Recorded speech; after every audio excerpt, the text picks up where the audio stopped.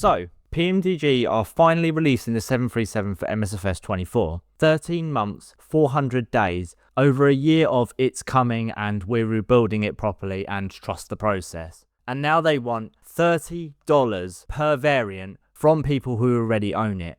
And look, I know that you're probably thinking, oh great, another YouTuber complaining about PMDG, how original, how brave. Yeah, fair enough. But here's the thing, I've genuinely tried to talk myself out of making this video. I genuinely have. And yet, something about this just doesn't sit right with me. And I think I've finally figured out why.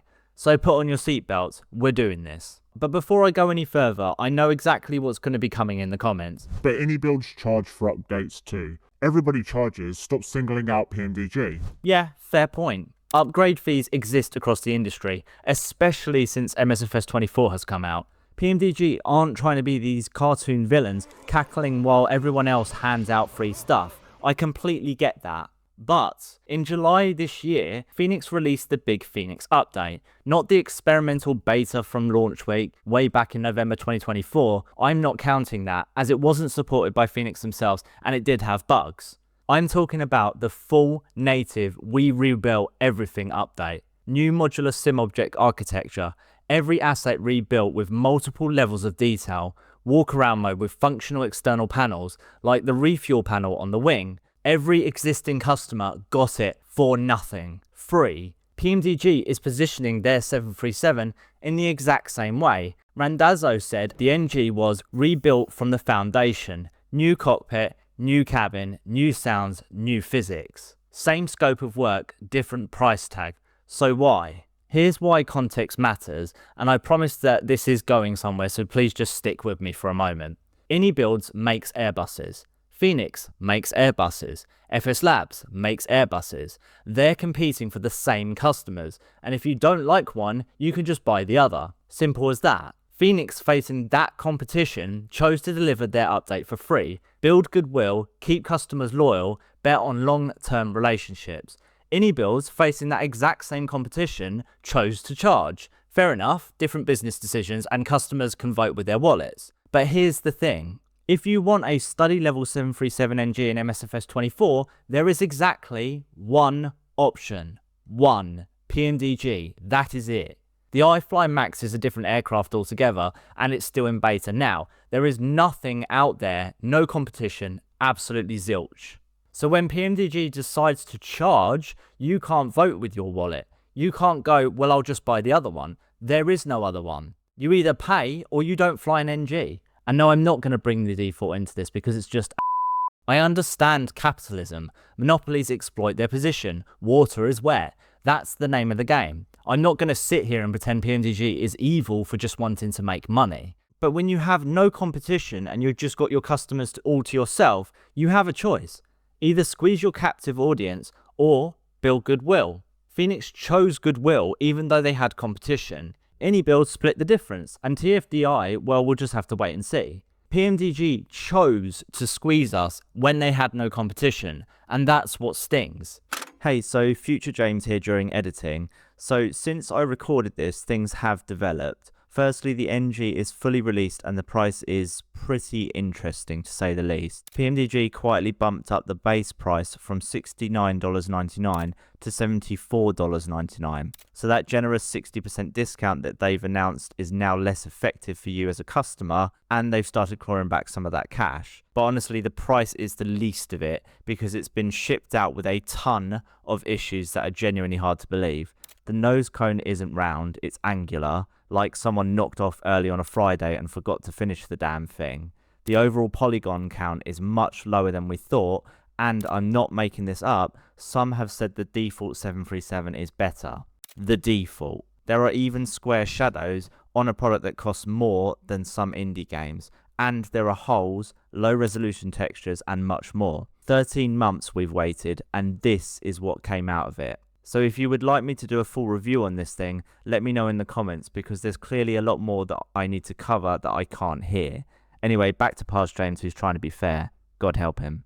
And to be fair, and I am really trying to be fair here, it's causing me physical pain, but I'm trying. They're not just flipping a switch and calling it a day. It does seem like there has been actual work done. new virtual cockpit with updated PBR materials, an entirely new high-resolution passenger cabin, a new 3D sound environment recorded from instrumented real aircraft led by a type-rated 737 captain. Okay, cool. Expanded interactive features, operable cockpit windows and doors, door logic for passenger and freighter operations, external model detail, new physics. That is actually quite something. And the flight model is genuinely improved. People who actually know what they're talking about, real pilots, content creators with real life experience are saying the aircraft feels right, the way it behaves, the physics, the systems depth. And if that's what you care about, maybe this update delivers. But yeah, maybe I'm just the wrong audience for PMDG, I don't know. I'm not a real pilot.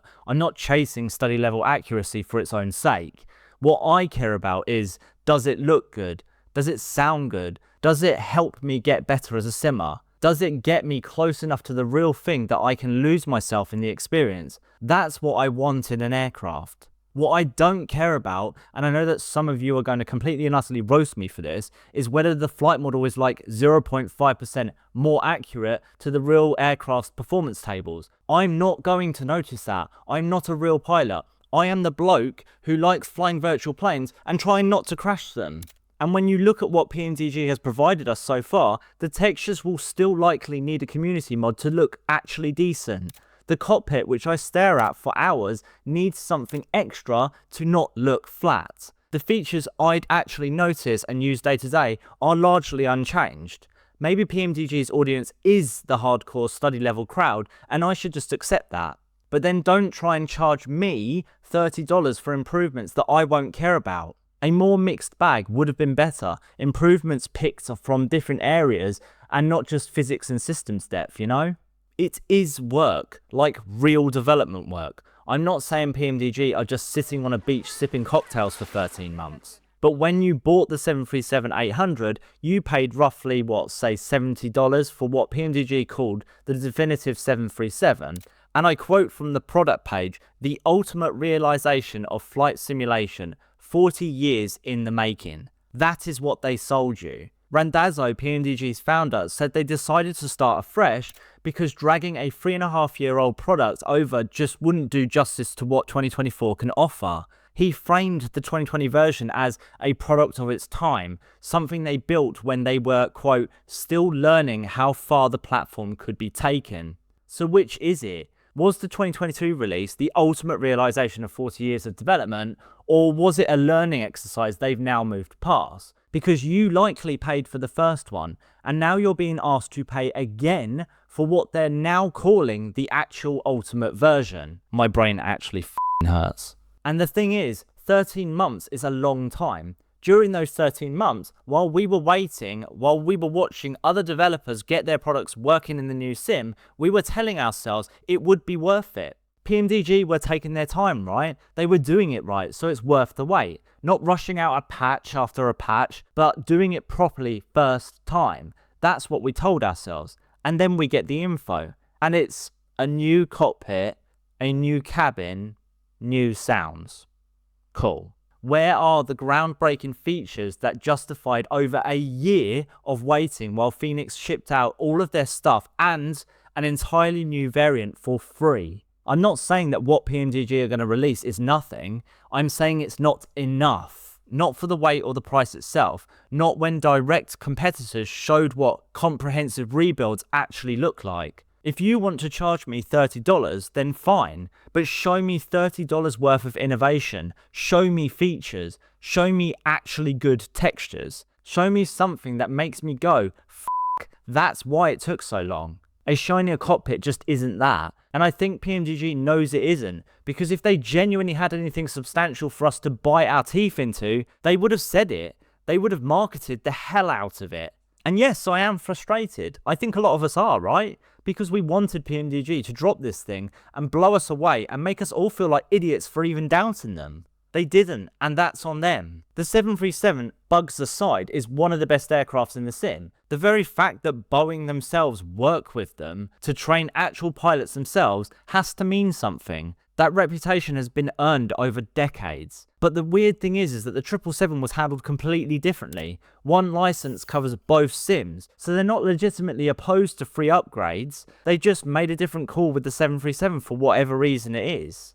And the $30 itself isn't a ton in isolation. It's maybe a meal out or maybe a few pints. Less than some scenery that I've had to buy over the past couple of videos. But I'm not just going to go ahead and buy it. Not yet anyway. It's about PMDG knowing that they have you locked in and not being shy about it and just leveraging that. It's about watching a competitor deliver comparable work for free and then being asked to pay anyway. It's about being told your purchase from 3 years ago, just 3 years ago, isn't good enough anymore. And if you want the real version, you have to pay again. That isn't a loyalty discount, that is a tax. If you already own the NG, I would personally wait for the reviews after its release. None of this early access nonsense. Decide if the improvements justify the cost for you personally. And you are allowed to look at what competitors have done, like Fenix, and ask why PMDG couldn't do the same thing. Maybe there's a good answer. Maybe the 737's code base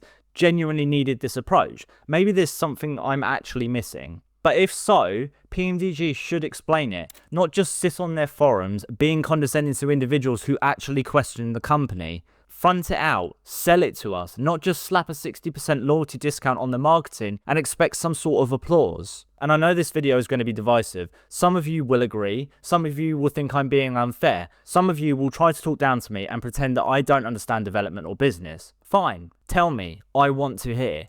Maybe I'm missing something. But from where I'm sitting right now, as someone who's spent plenty of cash on this hobby over the years, this one stings, and I don't think I'm alone.